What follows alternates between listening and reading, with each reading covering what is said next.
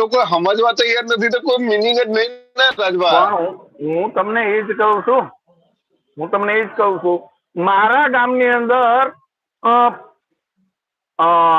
દલિતના 40 ઘર હતા, એમાં હવે 2 થી 4 ઘર રહ્યા. બાકી અમારે બાજુમાં શિહોર ખરું ને, શિહોર ત્યાં બધા ધંધાર્થે નીકળી ગયા. પણ અમારા ગામની અંદર એવો કાયદો છે કે તમારા બાબલાનો વરઘોડો મારા ઘરેથી ચડે. સરસ. અને આ તો હવે સાફા ને એવું પહેરે.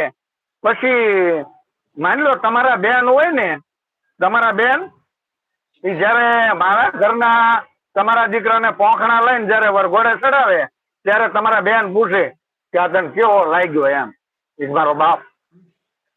મારો બાપ લાગ્યો. બાપ તો નગર હકીકતમાં તમે જ છો. સાચી વાત. અમારે આ અમારે રિવાજ છે.